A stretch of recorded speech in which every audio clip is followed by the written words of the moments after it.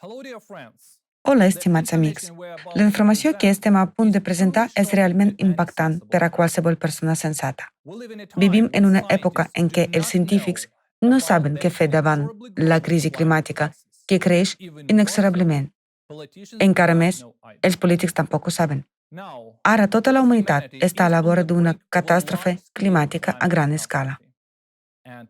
I en aquest moment, la ciència moderna només ens parla del canvi climàtic antropogènic, però es calla sobre la causa real del canvi climàtic. Molta gent ho dubta sobre canvi climàtic, però els fets són coses tossudes. Fa un any, el nombre de cataclismes al món no superava les poques desenes al mes, però aquest any ja registrem una mitjana de 200 desastres naturals per setmana. Només segons les nostres dades del seguiment, durant els primers 10 mesos de l'any 2022, es van produir més de 6.000 desastres climàtics. Aquests inclouen inundacions, incendis, huracans, tornados, eslavissades de fang i de terra, nevades anormals i calamarsa. Imagineu-vos, són com 6.000 zones de guerra on el clima, l'únic enemic de la humanitat, està atacant.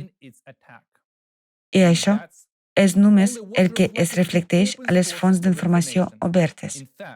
De fet, hi ha molts més desastres naturals al planeta. I el pitjor de tot, aquests cataclismes s'han endut moltes vides que mai es podran tornar. Les seves famílies i els éssers estimats mai podran recuperar aquesta pèrdua. L'informe de seguiment que veureu és el resultat de treball de milers de voluntaris arreu del món. Tots els fets es verifiquen moltes vegades abans de fer-los servir. Tota aquesta informació s'ha extret únicament de fonts públiques, de manera que tothom la pugui verificar i confirmar per si mateix l'abast de l'horror que ens hem enfrontat. Vull destacar que milers de persones estan treballant en l'acollida i anàlisi de dades. És difícil per a una persona collir i analitzar tanta informació. En les nostres activitats de recerca, ens hem trobat amb el fet que s'estan eliminant moltes dades disponibles en fonts obertes. La informació sobre els cataclismes climàtics, la seva potència i freqüència, simplement està desapareixent. Intenten donar-nos l'aparença d'una situació climàtica més o menys favorable. Al mateix temps, les estadístiques són més horroroses que mai en la història de la civilització moderna. Això és especialment evident aquest any. Però, per suavitzar la situació, intenten dir-nos que no passa res d'extraordinari i que la nostra condició climàtica està dins dels límits normals. Als mitjans de comunicació, les dades es falsifiquen i es minimitzen. Fins i tot per a un institut és difícil recopilar estadístiques sobre tots els cataclismes i anomalies climàtiques. Però nosaltres som voluntaris i som molts arreu del món. Per obtenir una imatge fiable del que està passant, treballem amb fonts primàries, grups de recerca que registren aquestes dades i directament amb testimonis oculars de cataclismes climàtics. Us mostrarem un vídeo de seguiment del clima. Us demano, sisplau, que mireu aquest vídeo amb molta atenció. Mostra exactament la progressió real del canvi climàtic al món. Estats Units d'Amèrica, Taiwan, Kazakhstan. És la primera vegada en tota la meva vida que passa això. Bulgària. És com si hagués caigut una bomba. Itàlia. Qui sabia que l'aigua entraria tan ràpid? Ho hem perdut tot. Pakistan. Espanya. Xina. Alemanya. Tempestes i huracans. L'huracà de categoria 4 Ian va ser l'huracà més mortífer de l'estat nord-americà de Florida. Algunes ciutats estan destruïdes en un 90% per onades de tempesta, vents violents i inundacions. Més d'1,5 milió de persones es van veure obligades a abandonar les seves cases. Segons estimacions preliminars, els danys superaran els 100.000 milions de dòlars. Al passar per Puerto Rico, l'huracà Fiona va deixar uns milions de persones sense electricitat i aigua potable. I això, en un moment de la calor i la humitat extrems en la illa. Fiona és el primer huracà de categoria 4 en la història que s'ha mogut tan lluny cap al nord. Fiona va arribar a l'est del Canadà, mantenint la força d'un huracà de categoria 2 i va deixar un rastre de destrucció sense precedents al país. En els últims anys, els huracans tropicals han començat a moure's més lluny cap al nord i cap al sud de l'Equador. En el proper futur, megaciutats mundials com Nova York, Boston, Pequín i Tòquio poden estar sota el seu atac. Es va preveure que el tifó Noru colpejaria les Filipines amb la força d'un huracà de categoria 1. Però en només 6 hores, va esclatar en un supertifó de categoria 5, amb ratxes de vent que van arribar als 315 km/h. La gent no va tenir temps de preparar-se per a l'impacte dels elements d'aquesta força. Més de 900.000 persones es van veure afectades i els danys a l'agricultura van superar els 52 milions de dòlars. A l'illa de Còrsega, França, la velocitat del vent durant la tempesta va arribar als 224 km/h. El vent furiós va trencar les línies elèctriques, els arbres van caure com llumins. Només a Europa, el nombre mitjà anual de tempestes des de l'any 2000 fins a l'actualitat ha augmentat gairebé 16,5 vegades. Als Estats Units, el nombre de tempestes convectives, els danys de les quals superen els 1.000 milions de dòlars, creixen a un ritme sense precedents. En el període del 2000 al 2010 hi havia 34 i en els propers 11 anys, ja 95. A l'hemisferi sud, la freqüència de les tempestes ja ha assolit el nivell previst per al 2080. Precipitacions anormals i inundacions. La quantitat de pluges anormals està augmentant a tot el món. Durant 9 mesos i mig de l'any 2022 s'han registrat més de 36.000 rècords diaris al planeta. En una nit, la província d'Ancona, Itàlia, va assolir les precipitacions de mig any. Els residents no havien vist mai pujar l'aigua tan ràpidament, en 10 minuts, gairebé 1 metre. Austràlia, a l'any 2022, va ser afectada per 3 onades d'inundacions històriques. Brisbane va ser colpejada per una bomba de pluja, quan més d'un mes de norma de pluja anava caient diàriament durant 3 dies consecutius. Amb tanta freqüència i escala d'inundacions, ja és inútil restaurar algunes ciutats. A la costa est de Sud-àfrica va caure gairebé un any de pluja en un dia, la qual cosa va provocar una de les inundacions més mortals del país del segle XXI. Seül, Corea del Sud, va ser afectada per tempestes de rècord al mes de l'agost del 2022. L'aigua es va entrar ràpidament a totes les espais subterrànies i semisoterrànies. El metro, els passos subterranis, els aparcaments i fins i tot els apartaments s'han convertit en trampes mortals. La gent va morir per la riuada a les seves cases. A Colòmbia, el nombre d'inundacions va augmentar un 87% en només un any. L'any 2020 n'hi havia 428 i el següent ja 802. I mira a diversos municipis del província de Sucre, la riuada dura fa més d'un any. Fins i tot fa 60 anys es van registrar 8 inundacions a gran escala a l'any al món i el 2021 el seu nombre ha augmentat 27 vegades. Al mateix temps, van començar a produir-se de manera sincrònica, cobrint diversos països alhora. Només a l'estiu del 2022 es van produir inundacions en almenys 120 països a tots els continents. La temporada dels monsons del 2022 s'ha convertit en el desastre climàtic més gran de la història moderna per al Pakistan. Un terç de les províncies del país es van sotmetre a l'aigua. Més de 1.600 persones van morir a causa dels elements, 33 milions van quedar afectats, de les quals més de la meitat eren nens. Més de 2 milions de cases han estat destruïdes. La gent gran, les dones embarassades, els nens viuen a l'aire lliure en condicions inhumanes. No hi ha prou menjar, aigua potable, atenció mèdica. L'aigua bruta s'ha convertit en una font d'infeccions. La gent es va quedar sense feina, habitatge i mitjans de vida. Gairebé 2 mesos després, l'aigua encara no ha sortit. El malson per a la gent encara continua avui i només empitjorarà. Calor extrema i sequera. Durant els 9 primers mesos del 2022, es van batre més de 100.000 rècords de temperatura màxima arreu del món. A la Xina, per primera vegada en la història mundial, una onada de calor que va arribar als 45 graus Celsius va durar 79 dies seguits. Més de 900 milions de persones s'han vist afectades per les temperatures extremes. Perquè la gent pogués escapar de la calor insuportable, es van obrir refugis antiaeròtics. Per salvar els seus cultius, els agricultors treballaven de nit, ja que el sol s'escalfava fins a 60 graus Celsius durant el dia. Aquest estiu, Europa ha viscut l'estiu més calorós de la història.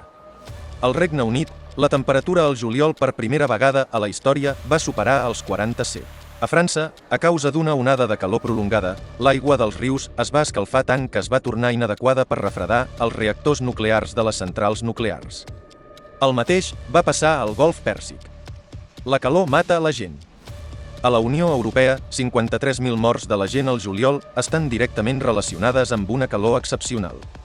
Aquest any, les sequeres greus han afectat les economies més grans de l'hemisferi nord, amb danys de 13.200 milions de dòlars només durant la primera meitat de l'any 2022. A la Xina, als Estats Units d'Amèrica, l'Índia, Austràlia, els països d'Europa i altres regions, els rius i els embassaments s'han tornat catastròficament poc profunds i la navegació pràcticament s'ha aturat. Això també va agreujar la crisi energètica i va ser un factor més de l'augment dels preus de l'electricitat. La sequera ha causat danys irreparables a l'agricultura, provocant un augment sense precedents dels preus dels aliments. Als Estats Units d'Amèrica, els preus dels aliments per al bestiar han augmentat un 90%.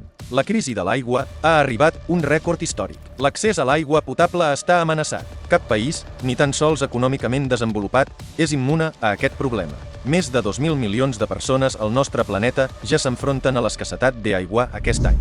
Incendis. Alaska, Estats Units d'Amèrica, l'any 2022 viu la temporada d'incendis forestals més gran de la seva història. Fins i tot fa 50 anys no existien els megaincendis.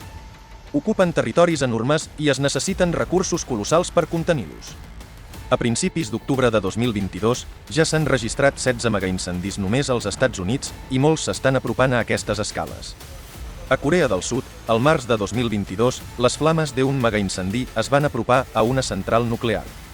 Per extingir-lo, hi van intervenir 18.000 persones i desenes d'helicòpters. A Rússia, en els últims 5 anys, hi ha hagut un fort augment de la superfície total d'incendis forestals. Fins i tot els incendis que cremen a l'hivern sota la neu s'han tornat més freqüents. A Europa, a l'any 2022, per primera vegada des de les mesures per satèl·lit, la superfície d'incendis forestals va superar les 770.000 hectàrees. Això és més que la superfície de les Illes Canàries i 3 vegades més de la mitjana que es crema en un any. I en alguns països, l'augment dels incendis va ser senzillament impactant. A la República Txeca es cremen una mitjana de 9 hectàrees a l'any i, a finals de setembre d'enguany, el foc ja havia destruït prop de 1.500 hectàrees. Això és 158 vegades més de l'habitual.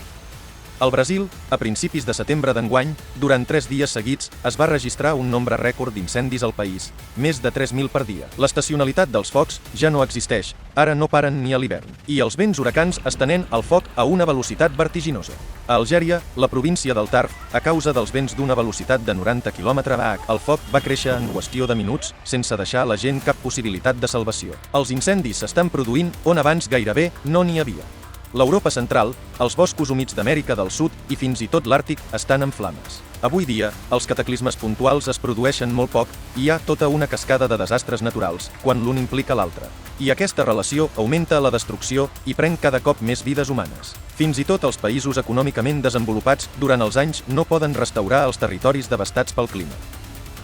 Cada cop hi ha més regions que esdevenen inevitables. El que es va predir per a l'any 2100 s'està fent realitat davant els nostres ulls avui. El 2022 es va produir un augment sense precedents de la magnitud i el nombre de desastres naturals. I, a mirant la seva progressió, seguiran creixent a un ritme rècord. Perquè la humanitat sobrevisqui calen mesures urgents extraordinàries. I ens queda molt poc temps. Aquest vídeo mostra una petita part dels desastres climàtics que s'han produït aquest any. L'any 2022 va ser un punt d'inflexió. Tothom ha vist com s'han tornat anormals i impredictibles els cataclismes. Totes les esperances de que el clima canviï gradualment s'han ensorrat. La progressió dels desastres augmenta. Penseu que, durant els últims 9 mesos, s'han batut 100.000 rècords d'onades de calor i 36.000 rècords de precipitacions. Això amenaça de provocar una crisi alimentària de proporcions planetàries. A la tardor de l'any 2022, gairebé tot l'hemisferi nord va rebre una altra dosi de calor en comptes de la frescor tan esperada. al nord del Canadà, on la temperatura mitjana de setembre és d'uns 8 graus, durant diversos dies es van registrar temperatures superiors als 30 graus. I a Groenlàndia gelada, la temperatura era més de 20 graus per sobre del normal. Les inundacions s'han tornat tan poderoses que fins i tot els països econòmicament estables no poden resistir al seu atac. Mentre que l'any passat es van registrar inundacions del segle, aquest any s'estan produint inundacions del mil·lenni. Són inundacions que es produeixen amb una probabilitat d'un cop cada 1.000 anys. Aquesta catàstrofe climàtica va afectar el nord-est del Brasil a la primavera de l'any 2022. A l'estiu, als Estats Units, 5 d'aquestes inundacions mil·lenàries es van produir almenys d'un mes. Uns 70 milions de persones es van veure afectades. Això és un nombre enorme, no és només una estadística, són 70 milions de persones les que ja s'han vist afectades. L'escala dels desastres naturals augmenta constantment. Els serveis d'emergència de molts països ja diuen que no hi ha prou gent i equipament per fer front a les conseqüències dels desastres climàtics. A Austràlia, per exemple, la gent ha perdut l'esperança de rebre ajuda. Durant l'últim any, el país s'ha vist desbordat per onades d'inundacions històriques. La gent està simplement abandonada enmig d'un desastre climàtic permanent i no reben cap ajuda. I només tot empitjorarà. Cada cop hi ha menys esperances d'ajuda internacional perquè els països s'enfronten simultàniament a cataclismes i primer han d'intentar resoldre els seus propis problemes. D'aquí a pocs anys, quan els cataclismes prenguin tota la seva força, ningú vendrà a ajudar perquè hi haurà problemes a tot arreu. Avui, les conseqüències dels desastres ja afecten a tothom. El món s'està interconnectat. Els camps inundats o cremats en una part del planeta suposen un augment enorme dels preus dels aliments o la fam en una altra. Els mitjans de comunicació ens mostren el desastre en si, però no mostren què passa amb la gent després. Un cataclisme pot durar hores o fins i tot minuts, però la gent es queda per fer front a les conseqüències durant anys. Creus que això només és el cas als països en desenvolupament? Ha passat un any des de la inundació mortal a Europa el juliol de l'any 2021 i molts dels afectats encara no poden tornar a casa seva. Al Japó, país tecnològicament avançat, centenars de persones encara viuen en habitatges temporals, 3 anys després de tifó Agibis. Als Estats Units, després del terrible tornado que va afectar Kentucky el desembre de l'any 2021, la gent encara no ha tornat a casa seva. I n'hi ha innombrables exemples com aquestes. Tots som vulnerables als elements. Milions de persones perden les seves cases i tot el que tenen. Tot el que hem acumulat al llarg de la nostra vida s'esvaeix en un instant, de manera irrevocable. La roba seca, un tros de pa, un glob d'aigua són els que es fan més preuats. I si tens la sort de sobreviure, el màxim amb el que pots comptar és un lloc en un camp de refugiats. Sí, perdre les teves possessions no és el pitjor de tot el mal. Molts dels qui ha sobreviscut han perdut familiars i amics. Podem tornar a tenir tot, excepte la vida humana perduda. Els cataclismes estan augmentant i no tenim manera d'afrontar-los. Els programes existents per combatre el canvi climàtic no funcionen. Durant els últims 20 anys, la situació al planeta ha empitjorat catastròficament i els desastres climàtics continuen augmentant. I avui, quan hem d'estudiar les causes reals del canvi climàtic, nosaltres com a humanitat no fem res per entendre la causa dels creixents cataclismes. Perdem temps i bilions de dòlars en una teoria falsa del canvi climàtic antropogènic i no fem res. Simplement és un suïcidi. Veiem com s'ensorra el nostre món. Pensem que simplement hem de tenir paciència i esperar que tot torni a la normalitat, però no tornarà. El nostre món mai tornarà a ser el mateix. Si seguim sense fer res, demà els elements destruiran la nostra vida i serà massa tard per fer res. Ara, la recerca de la salvació d'una catàstrofe climàtica planetària ha de convertir-se en la tasca més crítica per a la humanitat i s'hi han de dedicar tots els recursos de la societat.